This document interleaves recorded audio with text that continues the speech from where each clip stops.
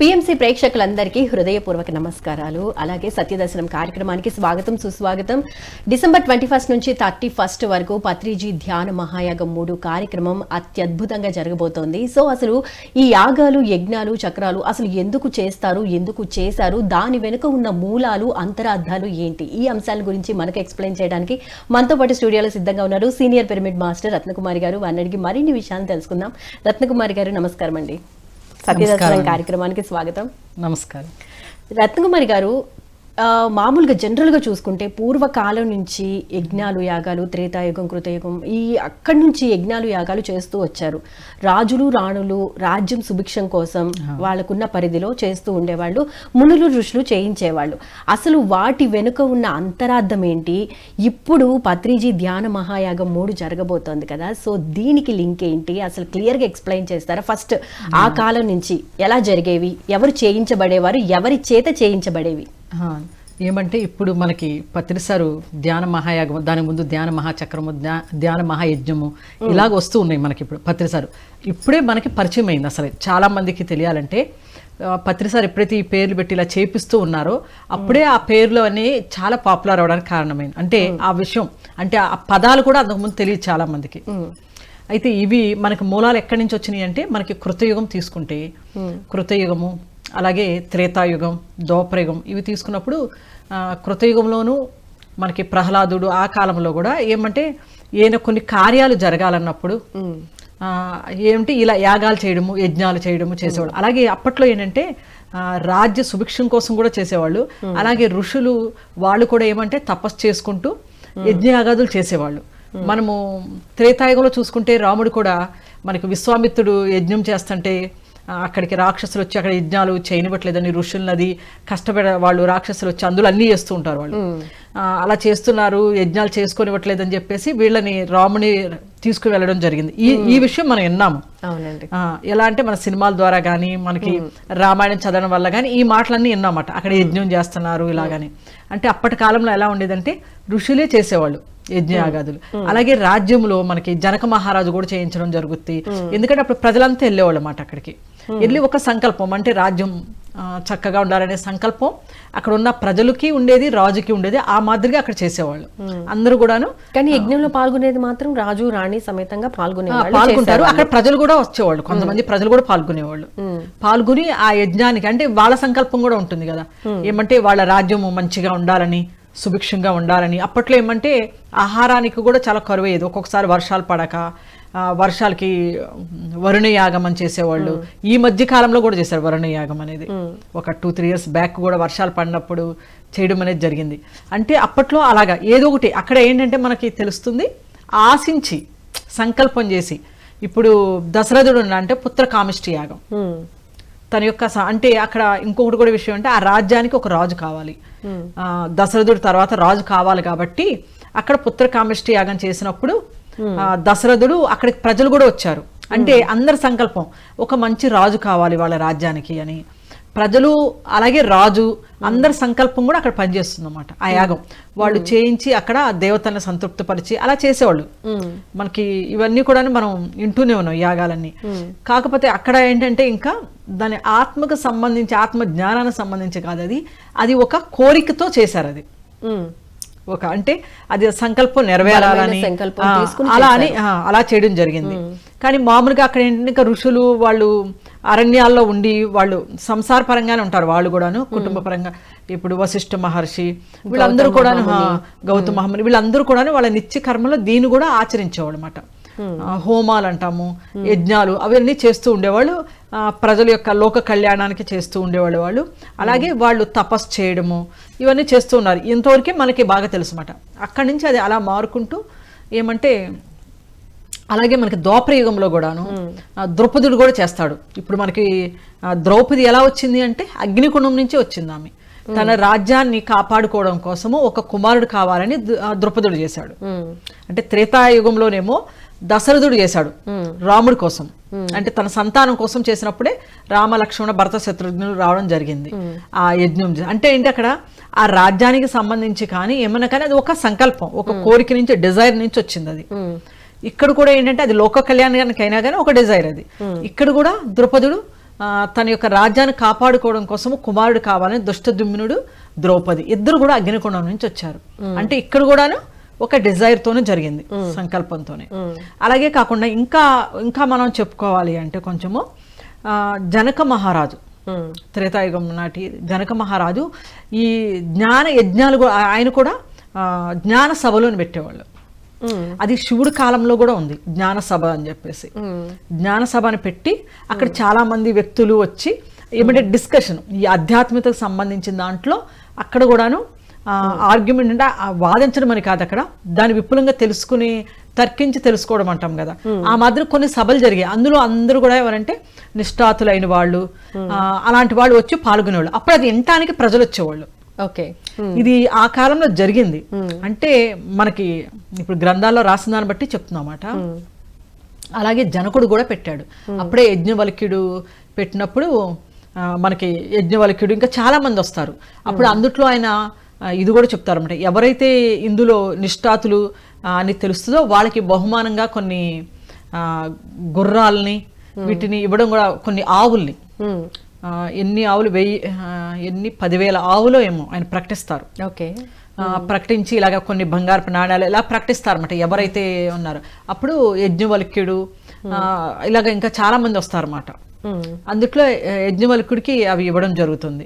అంటే గనక అప్పుడు కూడా దాంట్లో కూడా తర్కించినప్పుడు కూడా జ్ఞానం బయటకు వస్తుంది కదా, ఎలాగ మనము మజ్జిగని చిలికితే వెన్న వస్తుందో అదే మాదిరిగా అక్కడ కూడా ఏమంటే ఆ జ్ఞానాన్ని వీళ్ళు అందుకునేవాళ్ళు, ప్రజలంతా కూడాను. వాళ్ళు ఎప్పుడైతే మాట్లాడుతూ ఉంటారో, వాళ్ళు ఈ జరుగుతుంటుంది కదా జ్ఞాన సభలో జ్ఞానానికి సంబంధించిన విషయాల్ని అప్పుడు కొంచెం గ్రహించేవాళ్ళు. ఏమంటే అదే అంటాం కదా, మనకి చీమలకు గనక వేస్తే కొంచెం వస్తుంది, అలా కొద్ది గొప్ప అంటే అంత అంటే కొంత ప్రజల్లోకి వెళ్ళేది అప్పుడు. అంటే ఇప్పుడు జరుగుతున్నంత విపులంగా లేకపోయినా కొద్ది గొప్ప ప్రజలు ఆలకించి వినడము అని జరిగేది. అంటే అంత అందుతుందని కూడా చెప్పలేము మన జ్ఞానం ప్రజలందరికీ కూడాను. అంటే అప్పట్లో కొంతమంది ప్రత్యేకమైన దాని గురించే ఆ పనిలోనే ఉండేవాళ్ళు, ఆ జ్ఞానానికి సంబంధించిన తపస్సు చేసుకుంటూ అలా ఉన్న వాళ్ళందరికీ కూడా ఆ అవకాశం అన్నమాట అది. అసలు యజ్ఞాలకి యాగాలకి ఏంటండి డిఫరెన్స్? ఇప్పుడు కనుక మనం చూసుకుంటే పత్రిజీ ధ్యాన మహాయజ్ఞం, తర్వాత చక్రం, ఇప్పుడు యాగాలు జరగబోతున్నాయి కదా, అంటే పేర్లోనే మార్పు ఉంటుందా, లేకపోతే నిజంగా చేసే కార్యాలలో కూడా మార్పు అనేది వస్తూ ఉంటుందా? దాన్ని బట్టి పేర్లు పెట్టడం జరుగుతూ ఉంటుందా? ఎలా అంటే ఇప్పుడు మనం చెప్పుకున్నప్పుడు కృతయుగం త్రేతాయుగంలో యజ్ఞయాగాలు అక్కడ ఏదో ఒక కొన్ని మాత్రమే జరిగినాయి. ఏమంటే లాభాపేక్ష లేకుండా, అంటే అక్కడ కూడా ఒక బహుమానం ఇస్తున్నాము అంటే అది కూడా పొల్యూటేనే అర్థం నన్ను అడిగితే. ఒక అంటే గనక నేను గొప్ప అనేది ఒకటి వచ్చేస్తుంది కదా అక్కడ.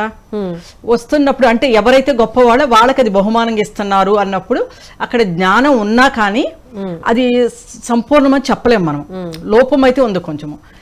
శివుడున్న కాలంలో కూడా జరిగినాయి అని విన్నాము, అక్కడ మాత్రం ఏమి బహుమానాలు కాదు, అలాగా సభలనే జరిగినాయి అప్పట్లో. కానీ రానున్న కాలంలో తర్వాత కాలంలో ఏమైందంటే ఇంకా కలియుగం తర్వాత మనకి చెప్తే బుద్ధుడి కాలం. అంటే మనకి ఇప్పుడు జీసస్కు ముందు 500 years బిఫోర్ కాలంలో బుద్ధుడు రావడం జరిగింది. బుద్ధుడు వచ్చిన కాలంలో కూడా ఏమంటే ఇక్కడ ధర్మ ప్రవర్తన అనేది జరిగింది. ఇక్కడ ధర్మ ప్రవర్తన చెప్పొచ్చు మన బాగా. అప్పట్లో కూడా ఇప్పుడు సనాతన బుద్ధుడు కూడా చాలా అన్ని రకాలుగాను ఆయన వేదాలు అన్ని రకాలు చూశారు ఆయన కూడాను. కానీ ఆయనకి అక్కడ అప్పుడున్న ఆ పరిసర ప్రాంతాలు కానీ అప్పుడున్న బ్రాహ్మణులు కానీ వాళ్ళందరూ కూడా ఏమంటే వేదాంతం అనేది నిజంగా కరెక్ట్గా అర్థం చేసుకోలేని స్థితి ఉంది అప్పుడు. వాళ్ళు కూడా దాన్ని ఏమంటే వస్తూ ఏమవుతుందంటే వక్రీకరణకు గురైంది అక్కడ. వేదాంతంలో ఉన్నది ఇప్పుడు బుద్ధ భగవానుడు చెప్పింది డిఫరెన్స్ ఏముండదు అక్కడ. ఈయన శూన్యవాద సిద్ధాంతం అన్నారు, అక్కడేమో పూర్ణమని వస్తుంది. అంటే ఏమంటే దాన్ని వీళ్ళు యాసిడ్గా తీసుకుని బుద్ధుడు చెప్పేంత అవకాశం వీళ్ళు ఇవ్వలేదు ఇక్కడ. వీళ్ళు ఎలా అంటే ఒక మౌఢ్యంగా ఒక వక్రీకరించిన దాంట్లోకి వెళ్ళిపోయారు వీళ్ళు. అలాంటప్పుడు ఒక కొత్త వ్యక్తి వచ్చి అలా కాదు ఇలా చెప్పినా కూడా వీళ్ళు వినే స్థితి కాదు, ఆయనకి అవకాశం లేదు కాబట్టి ఆయన తనదిగా వేరే ఒక మార్గాన్ని ఎంచారు. అయితే మొత్తం సారం అయితే ఒకటే, మార్గం అయితే వేరుగా. అక్కడ బుద్ధుడు స్టార్ట్ చేసిందే ధర్మ ప్రవర్తన, దానే పరివర్తన దీన్ని అని చెప్తారు. అయితే ధర్మ ప్రవర్తన అంటే ధర్మంలో ధర్మ ప్రవర్తన అని ఇక్కడ ఎందుకు అన్నాము అంటే ధర్మాన్ని ముందుకు తీసుకెళ్లారు ఆయన. అంతకు ముందు దాకా ఎలా ఉందంటే అది ఒక డిఫరెంట్ వేలో ఉంది. గతంలో కూడా మనం చెప్పుకున్నాం కదా, ఒక డిజైరు లేకపోతే ఒకటి ఆశించి చేసేవాళ్ళు. కానీ ఇక్కడ మాత్రము బుద్ధుడు ఏమంటారంటే ఆయన కాళ్ళు భూమి మీదే ఉన్నాయి. భూమి మీద ఉండే ఆయన ఆకాశం వైపు చూశారు, కానీ ఉత్త ఆకాశం వైపు చూడలేదు. వాళ్ళు ఏం చెప్తారు, ఆకాశం వైపు చూడడం అంటే దేవతలు వస్తారు, ఇస్తారు మనకి, స్వర్గం నరకం ఉన్నాయి, ఈ మాటలే ఉంటాయి. ఇవన్నీ ఏంటంటే పైన చూడడం, కాళ్ళు కింద లేవు. కానీ ఈయన ఏం చెప్పారంటే అసలు బుద్ధుడు చెప్పింది ఏముంటుంది అంటే ఒక హ్యూమన్ బీయింగ్స్ అంటే మనుషుల కోసం చెప్పారు ఆయన. ప్రతి వ్యక్తి భూమి మీద ఉన్న అందరూ కూడా ఒక మనిషికి ఇంకొక మనిషికి ఉండే సంబంధం చక్కగా ఉండాలి అనే దాని మీద ఆయన చెప్పారు. ఓకే, అంటే ఇదే కోవలోకి ధర్మచక్రం కూడా వస్తుందండి. ధర్మచక్రం అంటే అక్కడే స్టార్ట్ చేసింది బుద్ధుడు. స్టార్ట్ చేసింది ధర్మచక్రం, ధర్మ ప్రవర్తన. అంటే ధర్మాన్ని ఆ చక్రాన్ని తిప్పుతూ ముందుకు తీసుకుని వెళ్ళారు అన్నమాట ఆయన, ప్రజల్లోకి తీసుకుని వెళ్ళారు. ఏంటంటే సంబంధ బాంధవ్యాలు చక్కగా ఉండాలి ఒక మనిషి నుంచి ఇంకో మనిషికి. అంటే ఆయన ఇంకోటి కూడా ఏం చెప్పారు, దుఃఖం ఉన్నది ప్రపంచంలో, దుఃఖం ఉంది, దుఃఖం ఉన్నది సత్యం, దానికి నివారణ కూడా ఉంది అని తన అష్టాంగ మార్గాలు 4 ఆర్య సత్యాలు, ఇవన్నీ కూడా మనకి పంచశీల, ఇవన్నీ కూడా ఏమంటే ఆయన అందించారు జనాలకి. అలాగే అంతేగాని ఆయన ఏమీ కూడాను ఒక ఆశతోనూ లేకపోతే ఒక డిజైర్తో లేకపోతే మీకు ఇది జరుగుతుంది మీకు అది జరుగుతుంది అని ఎప్పుడు చెప్పలేదు ఆయన. అలాగే చమత్కారాలు కూడా చూపించలేదు బుద్ధుడు. అది మనం తెలుసుకోవాల్సింది. ఇప్పుడు చమత్కారాలు చూపించి లేకపోతే నీకు ఇది దొరుకుతుందో ఇలాగని చెప్పినప్పుడు ఏమవుతుందంటే అది నిజమైన ఆత్మజ్ఞానం కాదు. అది అంటే ఒక ఆశిస్తున్నాం కదా, ఆత్మజ్ఞానం అంటే ఆత్మకి ఏమి అంటావు కదా, దానికి ఏమి అవసరం లేదు. ఆ ఉన్నదాన్ని ఉన్నది అని తెలుసుకోవడమే ఇక్కడ మనం ధ్యానంలో చేసేది. అది లేనిదేమీ రావడం లేదు అక్కడ. ఉన్నదానికి ఏదైతే పొల్యూటెడ్గా ఉన్నాయో అవన్నీ తీస్తే మనకు స్పష్టంగా కనబడుతుంది. ఇప్పుడు ధ్యానంలో కూర్చుని మనం చేసేది కూడా అదే. అయితే అప్పట్లోనే బుద్ధుడు అందరికి ఎలా అందించాడంటే స్వచ్ఛంగా అందించాడు ఆయన. ధర్మం అంటే అదే. ఆయన ఆత్మ అనే పదాన్ని వాడలేదు, ఆయన ఆత్మ అనే పదాన్ని వాడలేదు, అవసరం లేదన్నారు ఆయన. అలాగే ఇంకోటి ఏమంటే భగవంతుడు అనే పదం కూడా వాడలేదు ఆయన, ఎందుకంటే అవసరం లేదు అక్కడ. మనిషి తను తెలుసుకోవాలి, ఇతరులతో ప్రవర్తన ఏ విధంగా ఉందో తెలుసు. మరి అదే కదా నడుచుకోవాలి. ఇప్పుడు డబ్బు ఉన్నవాడికి దుఃఖం ఉంది, లేని వాడికి దుఃఖం ఉంది, ప్రతి వాడికి దుఃఖం ఉంది. రాజైన వాడికి దుఃఖం ఉంది, పేదవాడు అయిన వాడికి దుఃఖం ఉంది, రకరకాలు ఉన్నాయి. మొత్తం దుఃఖమే, అంతా దుఃఖమయంగా కనబడింది ఆయనకి. అలాగే యూనివర్సల్ దుఃఖం ఉంది. ఏమంటే జరా, మృత్యు, రోగి అంటే రోగము వల్ల, ముసలితనం వల్ల, అలాగే మరణం వల్ల, ఈ 3 దుఃఖాలు యూనివర్సల్ దుఃఖం అంట. అంటే అందరికీ ఉంటుంది ఇది, ఎవరు దీనికి అతీతం కాదు, యూనివర్సల్ దుఃఖం ఇది అనేది. అంటే ఎప్పుడు తను తీసుకెళ్లిన మార్గం ఏమంటే ఆయన ఏమంటారంటే ఆయన పైకి లేపడం అంటారు. మనుషుల్ని ఆ ఉన్న స్థితి నుంచి కొంచెం ఉన్నత స్థితి పైకి లేపడం జరిగింది ఆయన అనేది. అప్పుడు దాకా మనుషులు ఆలోచనలు అన్ని కూడా వేరుగా ఉన్నాయి.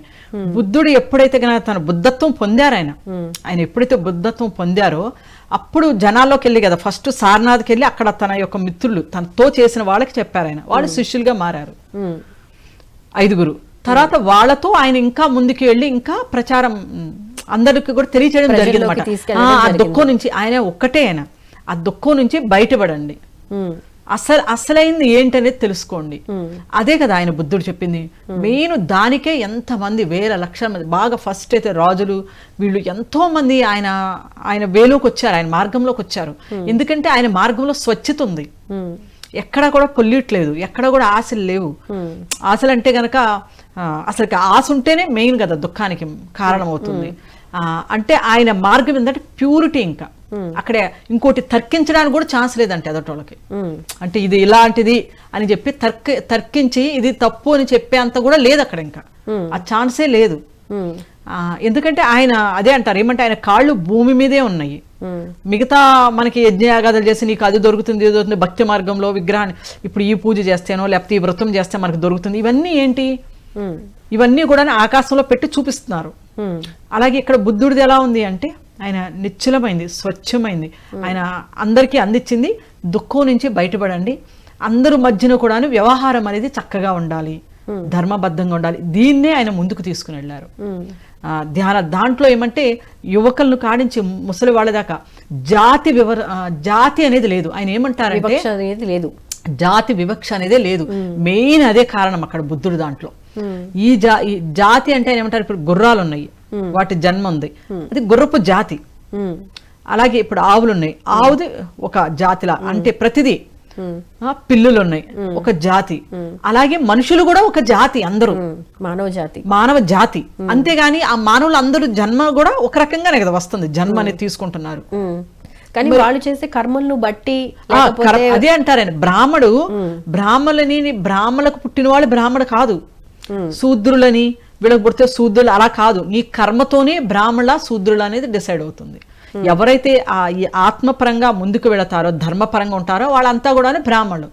ఎవరైతే గనక ఈ ఆత్మపరంగా ఉండరో, ఆధ్యాత్మికత అంటే ఇక్కడ ఏమంటే ఆధ్యాత్మికత అన్నప్పుడు ఆత్మకు సంబంధించింది, అంటే మన గురించి మనం తెలుసుకునే జ్ఞానమే ఆధ్యాత్మికత.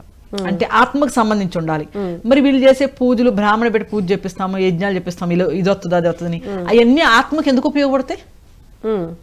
ఇప్పుడు మనం చేసే ఇక్కడ ఏమైనా సరే చూడండి, ఎలా చెప్తాము, కొబ్బరికాయ ఎలా ఉండాలంటాము, ఆ సైడ్కి పెట్టాలంటాము, ఈ సైడ్ పెట్టాలంటాము, పువ్వులు ఈ మాల కట్టాలంటాము, దేవుడికి ఇలా పెట్టాలంటాము, ఆ ప్రసాదాలు పెట్టాలి దేవుడికి అంటాం, ఇవన్నీ చేస్తున్నాము. ఇవన్నీ ఆత్మకి ఏమి సంబంధం? ఆత్మకి మెటీరియల్తో సంబంధం ఉండదు కదా. ఇవన్నీ ఎలాగా ఉపయోగం? ఇవన్నీ కూడాను ఇదే కదా బుద్ధుడు చెప్పింది. మరి జంతువులు బలి ఇవ్వడం స్టార్ట్ చేశారు. జాతి వివక్షత ఎప్పుడు లేదన్నారో అప్పుడు చాలా మంది అందులోకి వచ్చారు. అందులో చెప్పుకోదగ్గ వాళ్ళు అంబేద్కర్. ఈ కాలంలో అంబేద్కర్ కూడా చాలా చూసారు. ఆయన హిందువుల నుంచి చాలా ప్రాబ్లమ్స్ ఫేస్ చేశారు. ఆయన చెప్పాలంటే జీవితంలో చిన్నప్పటి నుంచి కూడా చాలా కష్టాలు పడ్డారు.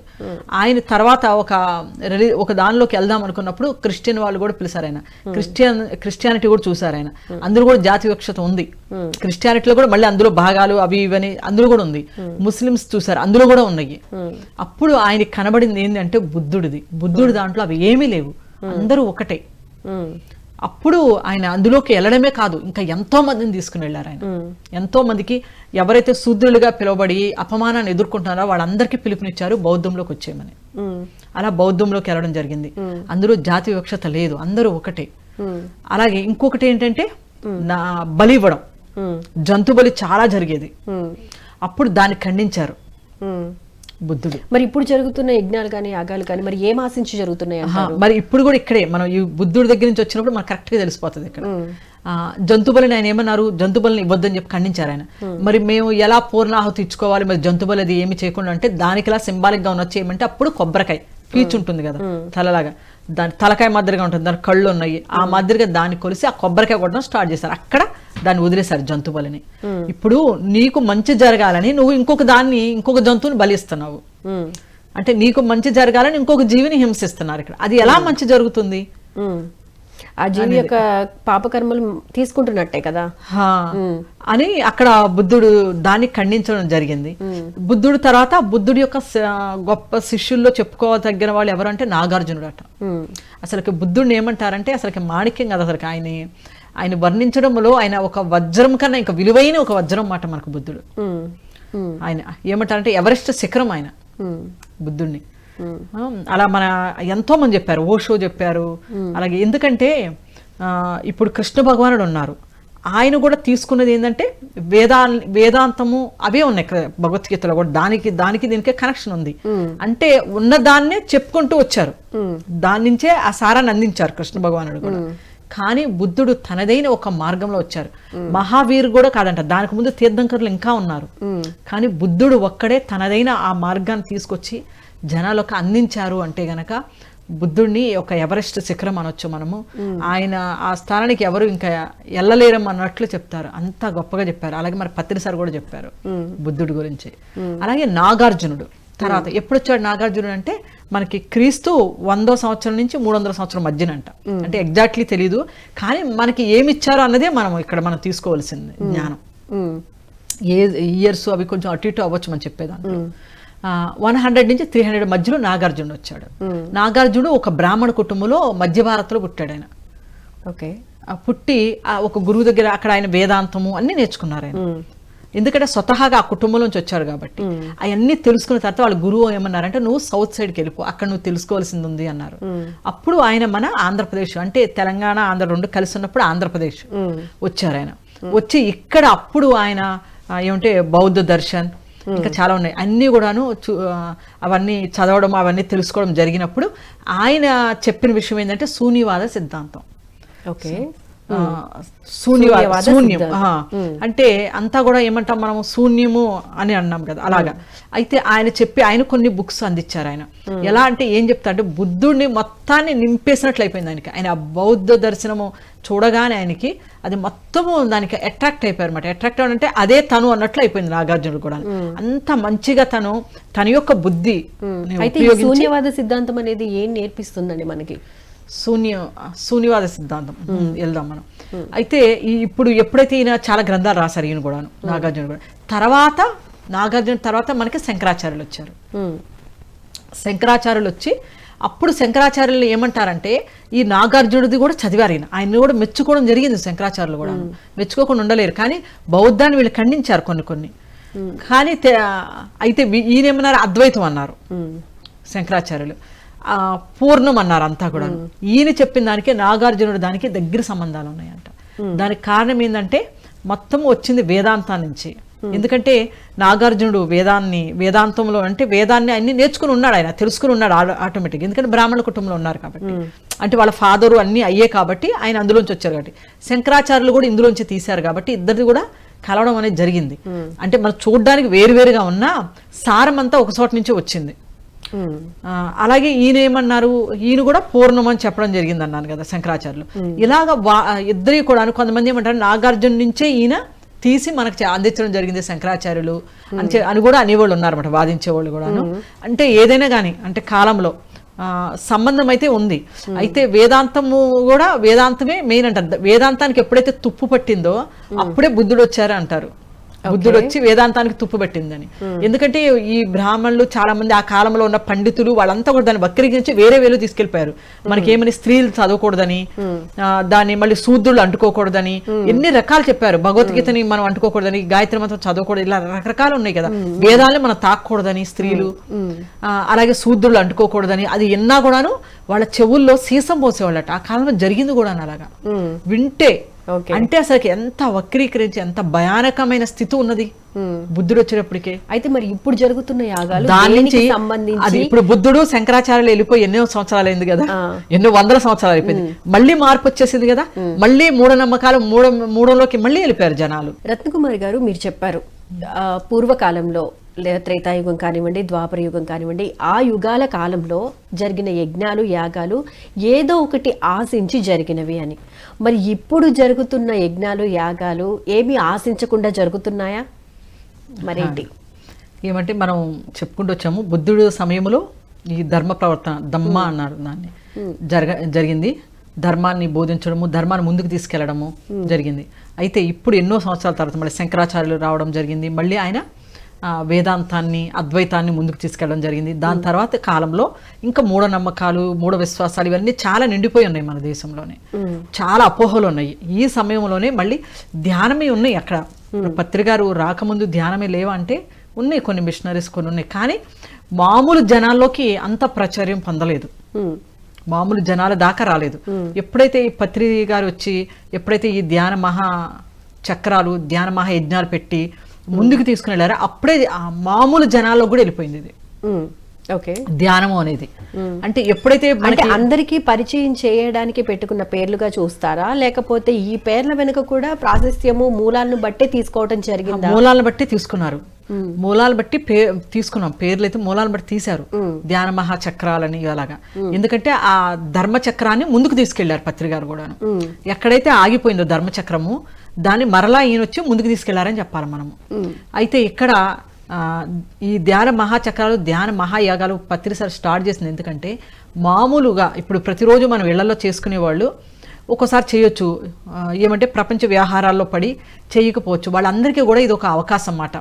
అన్ని రోజులు కూడాను మన యొక్క ఆత్మ జ్ఞానానికి సంబంధించి మాత్రమే అక్కడ జరుగుతుంది కాబట్టి ఆత్మ జ్ఞానంలో ముందుకు వెళ్ళడానికి ఒక అవకాశం కింద కల్పించాలి అందరికీ అనే ఉద్దేశంతోనే దీన్ని స్టార్ట్ చేయడం జరిగింది. ఓకే, ఎందుకంటే ఇప్పుడు ఒక 11 days ఒక్కొక్కసారి ఎక్కువ రోజులు పెట్టింది కూడా ఉన్నది. 11 days ప్రతిరోజు చేసుకుంటూ వెళ్ళడం వల్ల, ప్రతిరోజు చేయడం వల్ల వాళ్ళు ఆ మార్గానికి దగ్గరగా చేరువవుతారు. అలాగే ఇంకా అందరికీ కూడా వెళుతుంది. రత్నకుమార్ గారు, మరి ఈ పాయింట్ ఆఫ్ వ్యూ ఆలోచిస్తే కొంతమంది వాళ్ళకున్న హెల్త్ ఇష్యూస్ నయం చేసుకోవడానికో లేకపోతే ఫ్యామిలీ ప్రాబ్లమ్స్ తో సఫర్ అవుతున్నప్పుడు వాటి నుంచి ఆ ఆలోచనల నుంచి బయటకు రావాలనో లేకపోతే ఒక నేచర్ కి ఒక థాట్ ని, ఒక గుడ్ థాట్ ని రిలీజ్ చేయడానికి, అంటే వాళ్ళు ఏదైతే అనుకుంటున్నారో అది ఫుల్ఫిల్ అవ్వాలని నేచర్ కి ఒక థాట్ వదిలి వీళ్ళు మెడిటేషన్ లో కూర్చున్నారు. మరి ఇవన్నీ ఆశించడం కాదా? మంచి క్వశ్చన్ ఇస్తారు మీరు. ఏమంటే బుద్ధుడు వెళ్ళిన తర్వాత బౌద్ధ మతంలో కూడా 2 చీలికలు వచ్చినాయి. మహాయానము, హీనయానము, ఇంకా ఉన్నాయి వజ్రయానం అనే తర్వాత వచ్చినాయి. మొదట ఏమంటే మహాయానము, హీనయానం 2 వచ్చినాయి. బుద్ధుడు శరీరం వదిలి 500 సంవత్సరాలు అంటే నాగార్జునుడు వచ్చేసరికి వచ్చేసినాయి 2. అలాగే ఇప్పుడు కూడా జరిగింది అనిపిస్తుంది నాకు. ఇందులోనే 2 ఉన్నాయి మళ్ళీ, మహాయానం, హీనయానం మనకు కూడా అనిపిస్తుంది. ఎలా అంటే కొంతమంది ఉన్నారు వాళ్ళు డిజైర్ తోనే ధ్యానంలోకి వస్తున్నారు. ఏమంటే ఏదైనా ఆశించే వస్తున్నారు.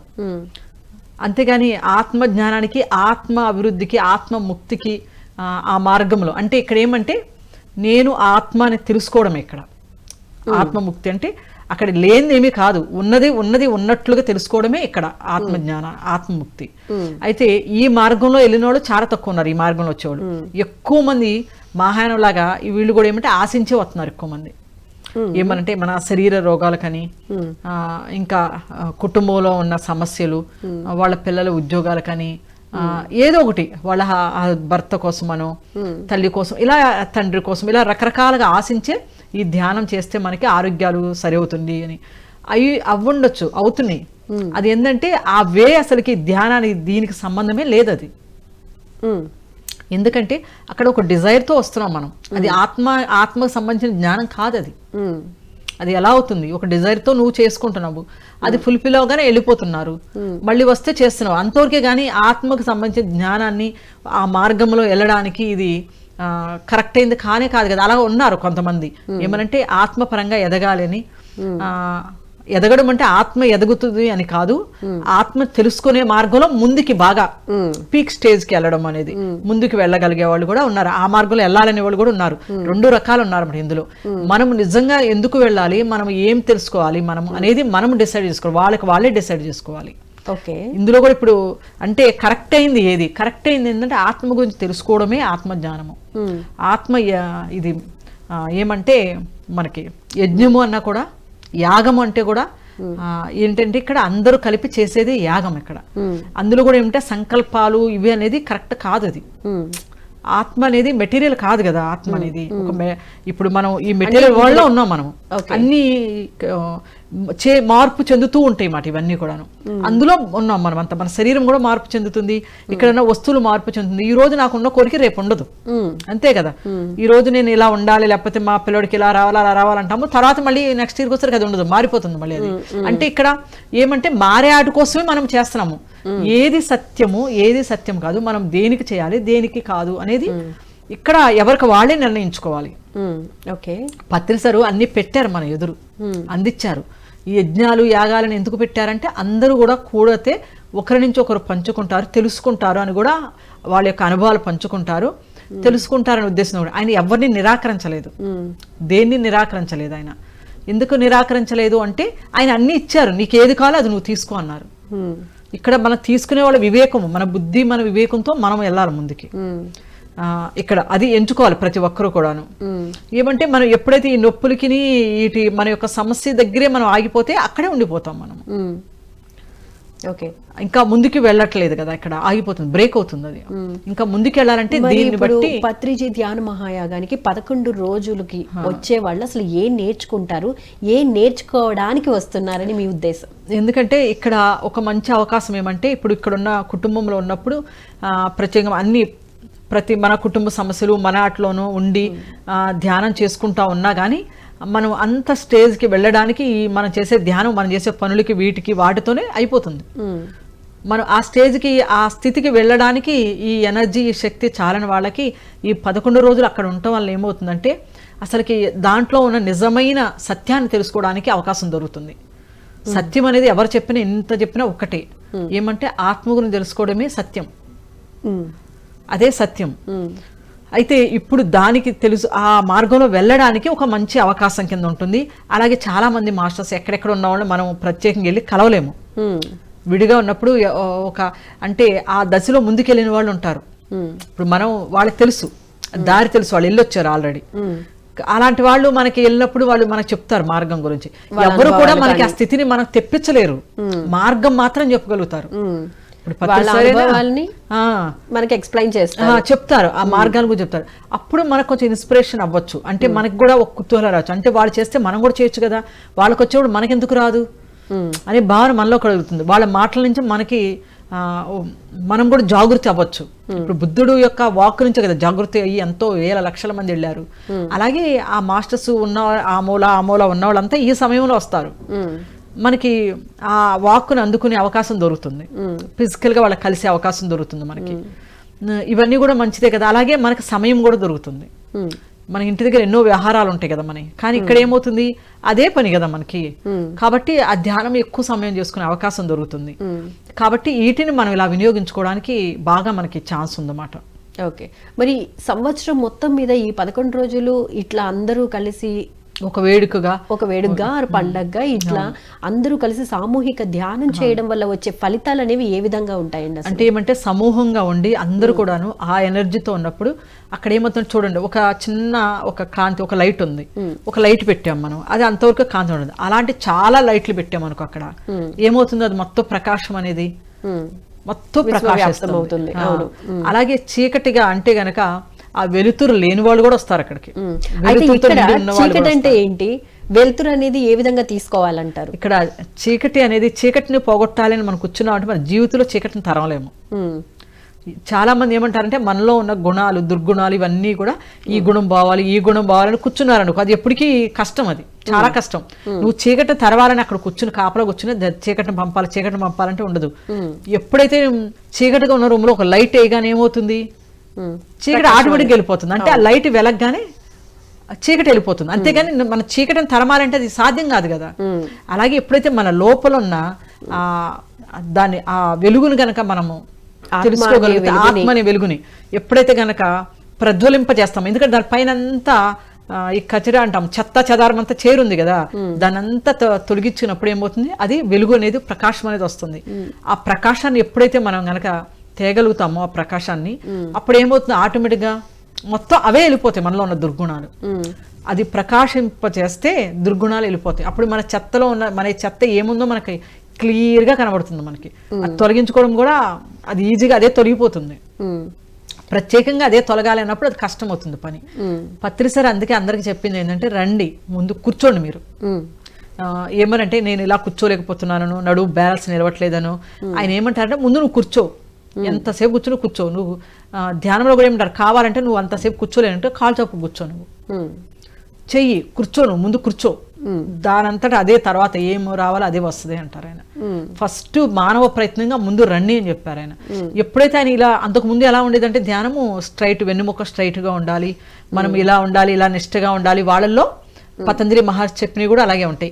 ఏమంటే దొంగతనం చేయకూడదు, అలాగే ఏమంటే కొన్ని గుణాలు యమ నియమాలు ఉన్నాయి కదా, ఇవన్నీ కూడా ఏమంటే అవన్నీ పాటించిన తర్వాతే ధ్యానం అనేది ఉందన్నమాట. అప్పుడు వాళ్ళన్ని ఇవన్నీ పోగొట్టుకోవడంలోనే వాళ్ళ జీవితకాలం అయిపోయేది. ఇంకా ధ్యానానికి ఎప్పుడు వస్తారు? పత్రి సార్ ఏం చెప్పారంటే, ప్రకాశం వస్తే ఆ ప్రకాశంలో ఆ చీకటిగా ఉన్న మొత్తకు ఏ అయితే ఉన్నాయో అవన్నీ అయిపోతాయి. ఇంకా ప్రత్యేకంగా దాన్ని మీరేం పోగొట్టవలసిన అవసరం లేదు. కూర్చుని ఆ ఒక్క గుణాన్ని తీసేద్దామని కూర్చుంటే అక్కడే ఆగిపోతుంది జీవితకాలం అని ఆయన ఏమన్నారంటే, ముందు నీ లోపల జ్యోతిని ప్రకాశింపజేసుకో అని చెప్పారు. దానికోసమే ఆయన మహాచక్రాలు పెట్టారు. మహాచక్రం అంటే ఒక్కొక్క చోటుకెళ్ళి ఒక్కొక్క చోట పెట్టేవాళ్ళు. అంటే ఆ ధర్మాన్ని తీసుకెళ్లారు, ముందుకు తీసుకెళ్తూ దేశం మొత్తం తిప్పారు ఆ ధర్మచక్రం. దాంట్లో 24 గీతలు ఉంటాయంట, లైన్స్ 24 ఉంటాయి. అంటే మన సమయంలో ఉన్న 24 గంటలకు ప్రతీక అది. అంటే ఆ 24 గంటల్ని వ్యర్థం చేయకు, నువ్వు సద్వినియోగపరచుకొని, అది సింబాలిక్. అలా ఆ ధర్మచక్రాన్ని సరి కూడా తీసుకుని వెళ్ళారు. అలా తిప్పి వచ్చారు. ఇప్పుడు ఏం చేశారు తర్వాత, ఇప్పుడు యాగాలు స్టార్ట్ చేశారు. యాగం అంటే మన దేశమే కాకుండా ఇతర దేశాలు కూడాను సమ్మిళితం అవ్వాలని దాన్ని ధర్మచక్రం నుంచి మహాయాగానికి మార్చారన్నమాట. ఆ యాగంలో అందరూ మొత్తం ప్రకృతితో శుద్ధ అన్ని జీవులు మొత్తం అందరూ అక్కడికి రావాలి, అవకాశాన్ని వినియోగించుకోవాలి, మన అంతరంగంలో ఉన్న ఆ జ్యోతిని ప్రకాశింపజేసుకోవడానికి మనకి ఒక మంచి అవకాశాన్ని ఇస్తున్నారు అన్నమాట. ఇది అంటే 11 రోజులు చేస్తే సరిపోతుందా అండి? అలా 11 రోజులు చేస్తే సరిపోతుంది అనేది కరెక్ట్ కాదు. ఈ 11 రోజులు మనకి ఒక ప్రేరణనిస్తుంది. అంటే ఆ మార్గంలో మనం వెళ్ళినప్పుడు మనకి అక్కడ అసలైంది మనకు తెలుస్తుంది. అలాగాని 11 రోజులు చేసేసి ఇంకా తర్వాత ఉందామని కాదు. ఆ ఏమంటే ఇప్పుడు నేను చెప్తాను ఏమనంటే, మా చెట్టు మామిడి పళ్ళు చాలా తీగా ఉంటాయి అని చెప్పాను. మీరు అక్కడ నుండి వాళ్ళ మామిడి పళ్ళు అంటే వాళ్ళ ఉన్నాయి తీగా ఉన్నాయి అని మీరు చెప్పినప్పుడు చెప్పే విధానం వేరుగా ఉంటుంది. చాలా తీగా ఉన్నాయంటే తీగా ఉన్నాయంటే, మీరు మా ఇంటికి వచ్చి ఆ మామిడి పండు తుంచుకుని మీ నోట్లో పెట్టుకుని తింటే ఎలా ఉంటుంది? చాలా కలిగే అనుభూతితో మాట్లాడింది వేరుగా ఉంటుంది. ఏం చేస్తారు, ఆ టెంక్ తీసుకెళ్లి మీ గార్డెన్ లో కూడా నాటుకుంటారు. ఇప్పుడు ఈ ధ్యాన మహాయాగానికి మీరు అందరూ వస్తే అక్కడున్న ఆ మామిడి పండు రుచి చూస్తే, అంటే అక్కడ ఆత్మ ప్రకాశాన్ని నేను అనేది అక్కడ ఆ రుచి చూసినప్పుడు ఏమవుతుందంటే అక్కడి నుంచి పట్టుకుని వెళ్ళి మన గార్డెన్ లో కూడా నాటుతాం అన్నమాట. అంటే అక్కడ ఇప్పుడు అంతే కదా, అలా చూసే కదా అందరు పిరమిడ్లు కట్టుకుని వాళ్ళ ఇళ్ల పైన కూడా కట్టుకుని వాళ్ళు ధ్యానం చేస్తూ నలుగురికి ధ్యానం చెప్తూ ఇలా ముందుకు ఎందుకు వెళుతున్నారంటే, పత్రిసారు వేసిన గార్డెన్లో వేసిన ఆ చెట్టు యొక్క ఫలాలను తింటున్నారు వాళ్ళు. అక్కడికి వచ్చినప్పుడు అది తిని అవును ఇది చాలా బాగుంది అని చెప్పేసి వాళ్ళు ఎత్తుకుని వెళ్తున్నారు, ఆ సీడ్ తీసుకెళ్తున్నారు, తీసుకెళ్లి వాళ్ళు కూడా నాటుకుంటున్నారు వాళ్ళ గార్డెన్లో. అంటే ఇక్కడ ఉపమానంగా చెప్తున్నాం మనము. అవును. ఇప్పుడు రత్నకుమారి గారు, మరి 11 రోజులు ఉంటే ఎటువంటి ఫలితం పొందుతారు? ఇప్పుడు కొంతమంది 11 రోజులు ఉండలేని వాళ్ళు 2 రోజుల్లో లేకపోతే 3 రోజుల్లో లేకపోతే ఒక్క రోజన్నా వెళ్ళి స్పెండ్ చేద్దాం అని అనుకుంటారు కదా, సో వాళ్ళేం మిస్ అవుతారు, వీళ్ళేం గెయిన్ చేస్తారు? నేను ఏమంటానంటే అస్సలు కుదరదు. ఇప్పుడు మనం 11 రోజులు ఖచ్చితంగా మీరు ఉంటేనే ఇలా జరుగుతుందని గట్టిగా అన్నామనుకో, మళ్ళీ ఎంతో మంది రారు. ఎందుకంటే మాకు 11 రోజులు ఉండాలి అన్నప్పుడు ఏం మాకు అంత కుదరదు కదా అని మానేస్తారు. అందుకే కొన్ని మీకు ఎంత వీలైతే అన్ని రోజులు రండి, ఒక రోజన్నా రండి. ఎందుకంటే కనీసం ఒక రోజు వచ్చినా కూడా వస్తున్నారు కదా అక్కడ దాకా, మన కాలు అక్కడ దాకా పడింది అంటే తర్వాత ముందుకు వెళుతుందని అర్థం. ఇంకా అందుకని ఇక్కడ ఏమంటే 10 రోజులు 11 రోజులు ఉన్న వాళ్ళు ఏం పొందుతారంటే చాలా పొందుతారు 11 రోజులు వాళ్ళు.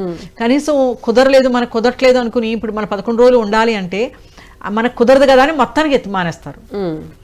అలా మానేసే దానికన్నా కనీసం మీకు ఎంత వీలైతే 2 రోజులు 3 రోజులు ఎన్ని రోజులు వీలైతాను కనీసం ఒక్క రోజు వీలైనా కూడా వచ్చేసి కనీసం ఆ ఒక్క రోజైనా చేసి వెళ్ళడం వల్ల ఏమవుతుందంటే వాళ్ళకి ఒక ఇన్స్పిరేషన్, ఒక ప్రేరణ దొరుకుతుంది. అసలైన ఆత్మజ్ఞానం ఏంటో తెలుసుకోగలుగుతారు. ఎప్పుడైతే ఇప్పుడు మన మూఢనమ్మకాలు మూఢ విశ్వాసాలు మనకి ఏతో ఉన్నాయో కనీసం వాటిని వదిలేసి నిజమైన సత్యాన్ని పట్టుకుంటాము. సత్యం కానివి ఎన్నో ఉన్నాయి, అదే సత్యం అనుకుంటున్నాం మనం. దేవుడికి దీపారాధన చేయడము, దేవుడికి కొబ్బరికాయ కొట్టడము, దేవుడికి ప్రసాద పెట్టడము, నేను చాలా ఎక్కువ స్వీట్లు తయారు చేసి ఇంట్లో పెడితే దేవుడికి నేను మంచి మార్గంలో ఉన్నాను అనుకునే భావనలో ఉన్నాము ఇప్పుడు దాకా. నేను వెళ్ళి కొబ్బరికాయలు కొట్టడము, దేవుడికి నాకు ఇది జరిగితే నీకు 10,000 ఇస్తానని దేవుడికి అంటాము. ఇవన్నీ ఎంత హాస్యాస్పదం అనేది ఎప్పుడు తెలుస్తుంది మనకి? నిజమైన సత్యాన్ని చూసినప్పుడు తెలుస్తుంది. అవన్నీ హాస్యాస్పదమే. అవన్నీ ఆత్మకి ఏం సంబంధం, ధర్మానికి ఏం సంబంధం? అసలు వాటికి ధర్మానికి దానికి సంబంధం లేదు. నేను ఇక్కడ మొక్కున్నాను, నేను 10,000 ఇస్తున్నాను కదా, 10,000 దేవుడి దాంట్లో వేయడము. మరి ఇక్కడ కూడా డొనేషన్స్ ఇస్తున్నారు కదా, మరి ఏం ఆశించి డొనేషన్స్ ఇస్తున్నారు? ఇక్కడ ఏమి ఆశించకుండానే ఇవ్వాలి. ఏం ఆశించిస్తే అది ఏముండదు, మీకు ఏదో పుణ్యం దొరికేస్తాను కాదు. మన దగ్గర ఉన్నది ఒక మంచి దానికి మనం వినియోగిస్తున్నాము. అక్కడ కూడా మనం ఆశించామంటే మళ్ళీ మనం కరెక్ట్ అయిన మార్గంలో లేనట్టే. ఇప్పుడు అందరికీ కూడా ఇప్పుడు బుద్ధుడు ఏం ఆశించి ఇచ్చాడు? బుద్ధుడు ఏం ఆశించలేదు. పత్రిసారి ఏం ఆశించి ఇచ్చారు? ఆయనకి ఏయో ఇస్తారని బాగా ఆశించారా? ఆయన ఎప్పుడు దేని మీద పెత్తనం చేయలేదు. ఇది నాది అని ఆయన అంటాం ఎప్పుడు ఏం లేదు. ఆయన ఒకటే అంటారు, నువ్వు అడక్కు, నీకు ఇస్తే తీసుకో, లేకపోతే లేదు. దాన్ని యాదృచ్ఛికంగా ఇప్పుడు ఆయన వెళ్ళే మార్గంలో ఎన్నో ఉన్నాయి, దొరుకుతున్నాయి. ఇప్పుడు అలా అనుకుంటే దేవుడు కూడా ఏం అడగలేదు కదా, చేస్తున్నారు కదా. అవును, ఆ ఇచ్చే అమౌంట్ ఏదైతే ఉందో అది గుడికి సంబంధించి కానివ్వండి, లేకపోతే దేవాలయం దగ్గర ఉండే వాళ్ళకి సంబంధించి కానివ్వండి, ఏదో ఒక శాలరీ రూపంలోనో ఏదో ఒక రూపంలో వెళ్తుంది కదా. శాలరీ రూపంలో వెళుతుంది కదా. అంటే అసలుకి ఏమీ లేని వాళ్ళకి కనీసము ఆకారాన్ని చూపించన్నా ఆ మార్గంలోకి వస్తారని అది పెట్టారు. విగ్రహారాధన అనేది మనమే క్రియేట్ చేసుకున్నాం. ఎందుకని అస్సలకి మనుషులు పెడదావ పట్టిపోతున్నప్పుడు ఏదో ఒక దాన్ని చూపిస్తే కాస్త వాళ్ళలో భయం కలిగి కనీసం ఒక మంచి మార్గంలో ఉంటారు. మరి అసలు ఏమి ఇలా కాకుండా ఉన్నప్పుడు ఏమవుతుందంటే వాళ్ళు పెడదవ పడతారని పెట్టారు, కానీ దాని వక్రీకరణ అనేది ఎక్కువైపోతుంది కదా. ఫస్ట్ లో ఏంటి, నీకు తోచింది నువ్వే అంటారు, తర్వాతలో ఎలా వస్తుంది, నువ్వు ఇంత కట్టాలి, ఇంత కడితే నీకు ఇది జరుగుతుంది, ఇంత కడితే నీకు ఇది మేము పూజ చేస్తాము, ఇన్ని వేలు కడితే ఇది, ఇలా అయిపోతుంది కదా. ఎక్కడ సహజత్వం ఉంటుంది? వక్రీకరణ అనేది అక్కడ కూడా వచ్చేస్తుంది కదా. ఇప్పుడు మన దాంట్లో అడుగుతున్నారు అంటే నేనేమన్ను, ఇందులో మనుషుల మీద ఆధారపడి ఉంటుంది. కొంతమంది కొన్ని రకాలుగా ఉండొచ్చు, కానీ పత్రిసారి ఎప్పుడు కూడాను ధ్యాన ఆయన ఎప్పుడు కూడా డబ్బులు ఆశించి ధ్యానం నేర్పమని ఎప్పుడు చెప్పలేదు. ఆయన ఉచితంగానే చెప్పారు, ఇప్పుడు కూడా ఉచితంగానే నడుస్తుంది ధ్యానం అనేది. అలాగే అవి ఒక కార్యక్రమాలు అందరు రావాలని ఒక మంచి కోసం మనం జరుపుతున్నాం కాబట్టి ధనం అనేది అవసరం ఉంది కాబట్టి ఎవరికి తోచింది వాళ్ళు ఇమ్మన్నారు. అంతేగాని డిమాండ్ లేదు, డిమాండ్ అసలు ఎప్పుడూ లేదు. అలా ఎందుకుంటుంది? ఒక మంచి, ఇప్పుడు బుద్ధుడు ఉన్నప్పుడు ధనం అవసరం లేదా? బుద్ధుడు అక్కడ ఒక మామిడి తోట ఉంది ఒక అతనిది, ఆ తోట ఉన్నప్పుడు బుద్ధుడు అక్కడ ఏమంటే అక్కడ వాళ్ళు వర్షాకాలం 3 నెలలు ఒకే ప్లేస్ లో ఆగుతారు అనమాట. ఇక మిగతా కాలం మొత్తం వెళుతూ ఉంటారు ప్రచారం చేసుకుంటూ. అప్పుడు అక్కడ ఆగాలి అన్నప్పుడు ఆ ప్లేస్ లో ఉండాలని కోరుకుంటారు వాళ్ళు. ఆ ప్లేస్ అనుకూలంగా ఉంది అనుకుంటారు, భావిస్తారు, బుద్ధుడు భావిస్తాడు. భావించినప్పుడు రాజు, అది ఒక వ్యాపారిది వేరే ఒక వ్యాపారిది అన్నమాట అది. ఆ ప్లేస్ కావాలని కోరుకున్నప్పుడు అప్పుడు అక్కడ ఎవరంటే అక్కడున్న ఇంకొక వ్యాపారి బుద్ధుడు యొక్క ధర్మాన్ని విన్నాడు. ఆయన బాగా ఆకర్షితుడు బుద్ధుడికి. తను ఏం చేస్తాడంటే అడుగుతాడు బుద్ధుడి కోసమని, ఆ స్థానం బుద్ధుడికి ఇవ్వాలి అని, ఆ స్థలం ఇవ్వాలి అని. అంతేగాని ఇక్కడ బుద్ధుడు కూడా ఆశించాడంటే అక్కడ బుద్ధుడు ఆశించలేదు. అది ధ్యానానికి అనుకూలంగా ఉంది. ఆ ప్లేసు మిగతా వాళ్ళ యొక్క సంఘం ఉంది కదా, బౌద్ధ సంఘం, వాళ్ళంతా బౌద్ధ భిక్షులు ఇంకా మిగతా వాళ్ళు ఉన్నారు కదా, అక్కడ ఆగాలి. ఆగినప్పుడు ఆ ప్లేస్ లో ధర్మాన్ని అందరికీ కూడా బోధిస్తుంటారు, ప్రజలందరికీ కూడా.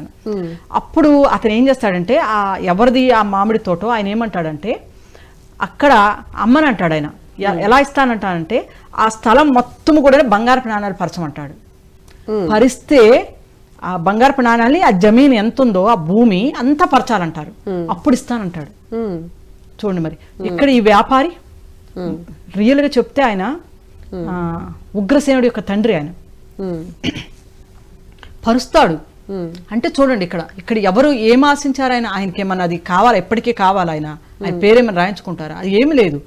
జస్ట్ వాళ్ళు బోధించడానికి వాళ్ళకి ఒక స్థలం కావాలి. ఆ స్థలాన్ని ఇచ్చాయన ఎలా ఇచ్చాడు? ఇచ్చాయని కూడా ఏమి ఆశించి ఇవ్వలేదు.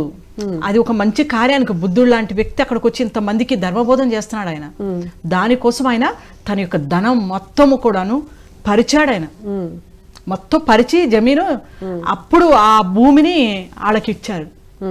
చూడు ఎన్ని 100 కదా 1,00,000 టైమ్స్ ఎక్కువ. అసలు ఆ స్థలానికి అంత రేట్ లేదు, దానికి 1,00,000 టైమ్స్ ఎక్కువ స్పెండ్ చేసి ఆ స్థలాన్ని ఇచ్చారు. ఎందుకు? ధర్మ పరిరక్షణ కోసం, అదే విధంగా ధ్యాన ప్రచారం కోసం, వాళ్ళని వాళ్ళు తెలుసుకోవడానికి ఏదో ఒక స్థలం కావాలి కాబట్టి దానికోసం ఒక ఆలోచన మాత్రమే, అంతే. ఇద్దరులో కూడా లేదు, ఇద్దరులో కూడా నేను ఇచ్చాను అన్నది ఈయనకి లేదు. ఒక అవకాశం దొరికింది, సంతోషం ఆయనకి. అది బుద్ధుడు లాంటి ఆ వ్యక్తికి, ఆ ధర్మ బోధన చేసే ఆయనకి ఆ జ్ఞానాన్ని, ఆత్మ జ్ఞానాన్ని అందిస్తున్నాడు ఆయన. అలాంటి రత్నకుమార్ గారు, ఫైనల్ గా మనకి టైం అయిపోతుంది కాబట్టి ఈ బద్రీజీ ధ్యాన మహాయాగానికి రావాలనుకునే వాళ్ళకి మీరిచ్చే సందేశం మీ మాటల్లో ఏమంటే ఇప్పుడు మనం చెప్పుకున్న దాంట్లోనే ఉంది. ఎందుకంటే ఏం సంకల్పించుకుని రావాలి, ఏం నేర్చుకోవడానికి రావాలి, జ్ఞానాన్ని తెలుసుకోవడానికి, మనలో ఉన్న జ్యోతిని వెలిగించుకోవడానికి. అప్పో దీపో భవ అన్నారు కదా, ఎవరు జ్యోతిని వాళ్ళే వెలిగించాలి. ఇప్పుడు ఏమంటే మీరు వెళ్తున్నారు కదా, నా జ్యోతిని కూడా వెలిగించండి అంటే అవదు అక్కడ. కాబట్టి ఎవరి జ్యోతిని వాళ్ళు వెలిగించుకోవాలి. కాబట్టి మనకి అక్కడ చమురు దొరుకుతుంది అన్నమాట బాగా, మన జ్యోతిని వెలిగించుకోవడానికి చమురు దొరుకుతుంది. కాబట్టి అక్కడ అలాగే మనం వెలిగించడానికి అగ్గిపెట్టి కూడా అక్కడే దొరుకుతుంది. అదేంటో ధ్యానం. కాబట్టి అక్కడ మనం వెళ్ళి మన జ్యోతిని మనం వెలిగించుకుందాము. ఆ ప్రేరణతో వచ్చి ఇక్కడికి ఆ వెలుగుని అందరికీ ఇద్దాము. సూపర్ అండి. ఈ ఆశయంతోనే అలాగే మనం దానం చేస్తే ఏదో మనం దానం చేస్తున్నామని పెద్దగా అలా అనుకోవద్దు. ఎందుకంటే మనకి లభించిన దాంట్లోంచి మనం అక్కడ యథోచితంగా అందరికీ కూడాను మంచి జరగడం కోసం మనం చేస్తున్నాం అది. అంతేగాని దీన్ని మనం ఏదో మనకి జరిగిపోవాలని, ఏదో లాభాలు వస్తాయని ఈ విధంగా ఒక మంచి కార్యానికి మనం కూడా మన చేయిని ఇస్తున్నాము అనుకునే ఉద్దేశంతోనే రావాలి. అందరూ కూడా ఈసారి ఎలా అంటే ఏదో ఒక ఆశతో కాదు, మన జ్యోతిని వెలిగించుకుందాము అనే ఉద్దేశంతోనే. పత్రిసారిది మెయిన్ ఉద్దేశం అదే, మనలో ఉన్న ఆత్మ జ్యోతిని వెలిగించుకోవడానికి పత్రిజీ ధ్యాన మహాయాగానికి రావాలని కోరుకుంటున్నాను. Right, thank you so much అండి. చాలా చక్కగా ఎక్స్ప్లెయిన్ చేసినందుకు ధన్యవాదాలండి. Thank you so much. చూసారు కదండి రత్నకుమారి గారితో సత్యదర్శనం కార్యక్రమ విశేషాలు. మరో గెస్ట్ తో మళ్ళీ కలుసుకుందాం. అంతవరకు చూస్తూనే ఉండండి PMC. నమస్కారం.